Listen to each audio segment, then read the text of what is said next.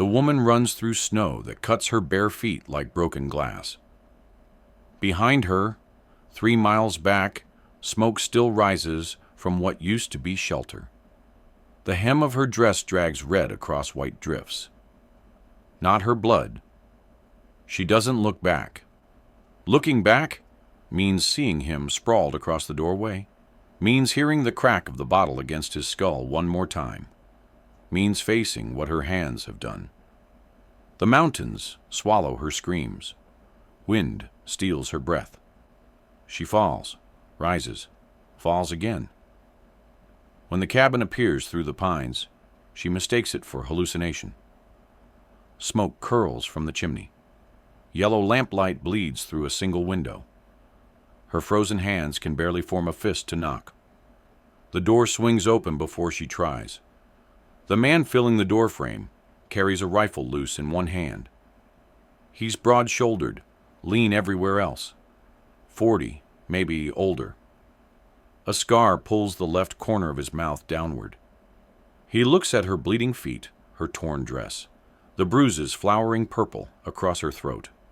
His eyes are gray as the sky before snow. "Jesus," he says quietly. She opens her mouth. Nothing comes. He lowers the rifle, leans it against the wall inside, steps back. "Come in or freeze. Your choice." She doesn't move. Can't. Every doorway she's ever entered has closed behind her like a trap. "I'm going back to my coffee," he says. "Door stays open long as you need." He turns away, walks to the table, pours coffee from a battered pot. The door stands open. Cold air floods in. He doesn't look at her, just sits, drinks, waits. She steps inside. The warmth hits her like a fist. Her legs fold. He's there before she hits the floor, catches her, carries her to the bed in the corner without asking, sets her down gentle as setting down an egg, wraps quilts around her shaking body. Her feet leave bloody prints on his clean floor. "I'll heat water," he says. "They'll come," she whispers. First words. Her voice sounds like something broken. "They'll kill you for helping me."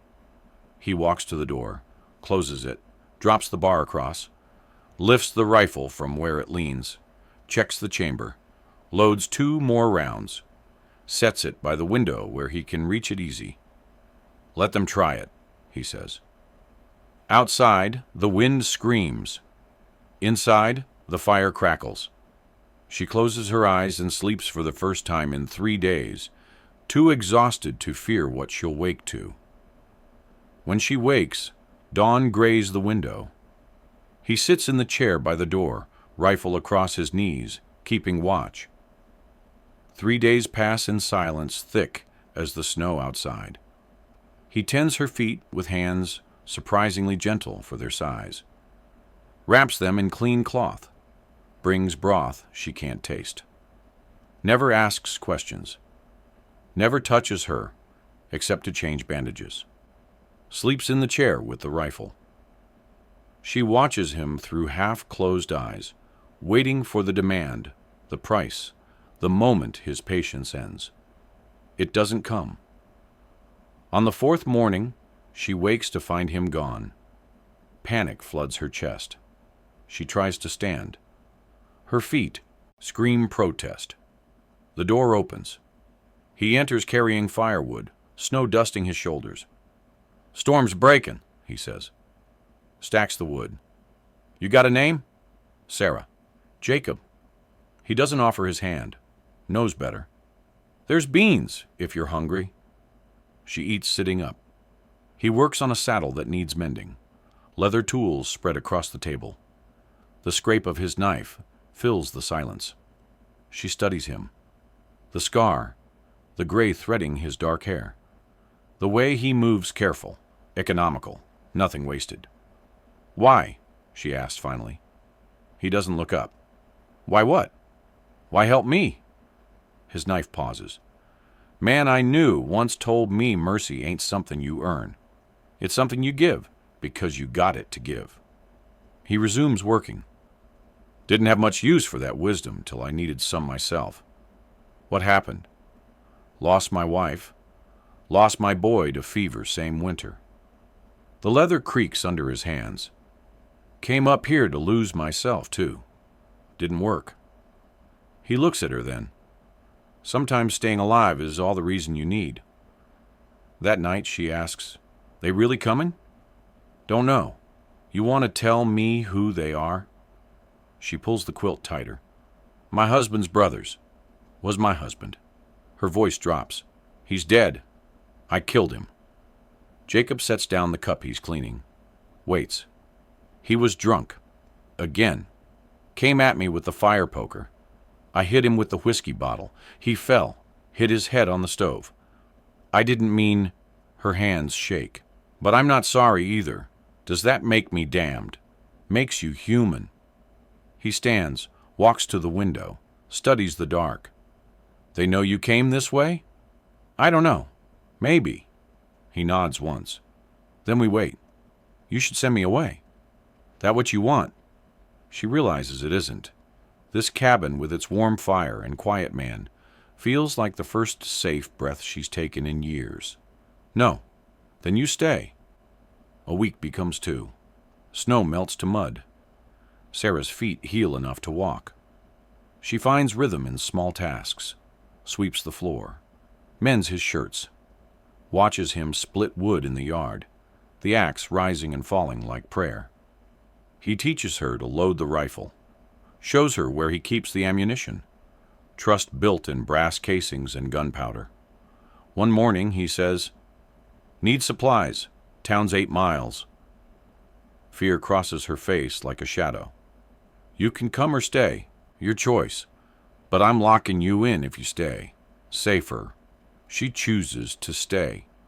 Hears the bar drop across the door from outside. Sits by the window with the rifle across her lap until he returns at dusk. Supplies loaded in saddlebags. "Anybody ask about me?" "No." He unpacks flour, coffee, salt. "But they will eventually. Small town. People talk." They do. A month later, Jacob rides to town for the blacksmith. Returns with silence hanging on him like a coat. He won't meet her eyes. Works outside till dark. "What happened?" she asks when he finally comes in. "Nothing." "Jacob." He slams the coffee pot down harder than needed. "Tom Brewster asked if I was keeping company. I said no. I said, you were just passing through, helping with chores till you moved on." His jaw works. "I stood there and lied like you were something shameful." Sarah's chest tightens. "You were protecting me. I was protecting myself." He turns to her. "I was a coward. You deserved better. I've survived worse than cowardice. That ain't the measure." He sits heavy. "My wife, Emma. She always said a man's character shows in how he treats folks when it costs him something. Today, I failed that test." Sarah pours him coffee, sets it before him. "Then pass it next time." But next time comes sooner than either expects. 3 men ride up 2 days later. She recognizes the oldest one, her husband's brother, Caleb. Hard-eyed and mean. Jacob steps onto the porch. Sarah stays inside, watching through the gap in the door. "Help you, gentlemen?" Jacob's voice carries casual as Sunday. "Looking for a woman, my brother's widow. Ran off after he died. Stole some things." Caleb's eyes drift to the cabin. "Dark-haired, skinny, might have come this way." "Might have. Lot of folks come through. You seen her or not?" Jacob stands quiet for 3 heartbeats. Sarah holds her breath. Then he steps aside. "Sarah, come on out." She emerges. Caleb's face splits into something ugly. "There she is. Come on, Sarah. Time to come home. Face what you done." "She is home," Jacob says quietly. Caleb's hand moves toward his pistol. Jacob's rifle rises smooth as water. "I wouldn't." "You claiming her?" "I'm saying she stays if she wants. Leaves if she wants, but nobody takes her against her will. Not today. The standoff stretches. Finally, Caleb spits. You're making a mistake, mister. Won't be my first. They ride away. Sarah's legs won't hold her. She sits hard on the porch step. Jacob sits beside her. Their shoulders touch. Thank you, she whispers. Don't thank me yet. They'll be back. But they aren't. Spring comes instead. Spring mud gives way to green. Sarah plants a garden in the south yard, where sun gathers longest. Jacob builds a fence to keep deer out, works alongside her, their hands dark with soil. She plants tomatoes, beans, carrots, things that take months to harvest, things that require staying. You planning to be here come August? He asks, tamping earth around a fence post.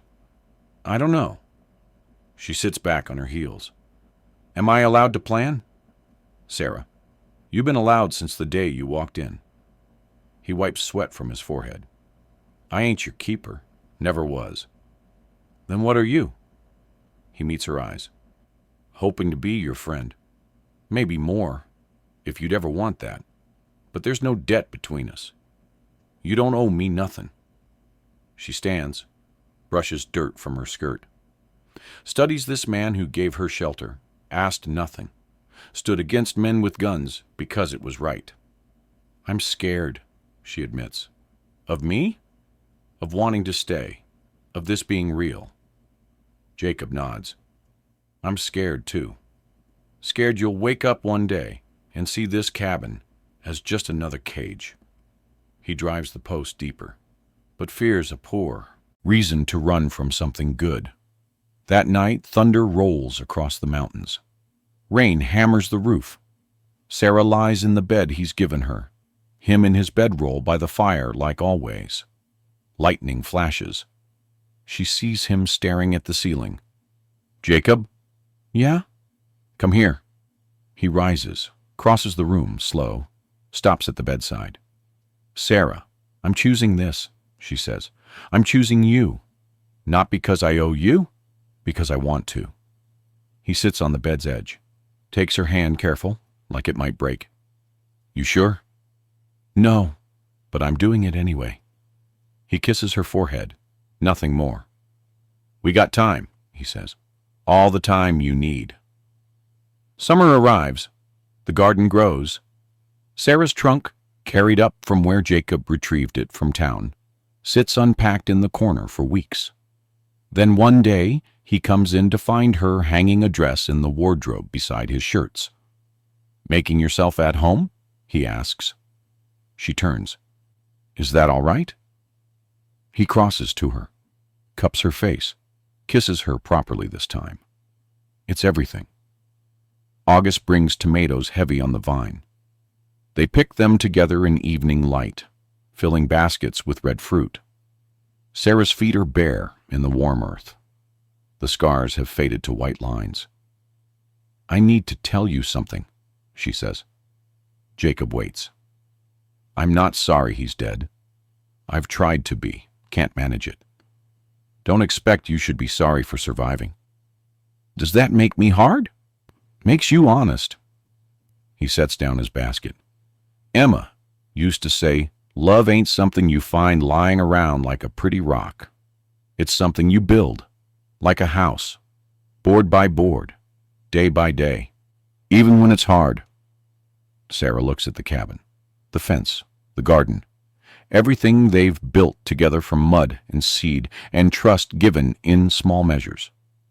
I love you, she says, first time. I love you too, first time for him as well.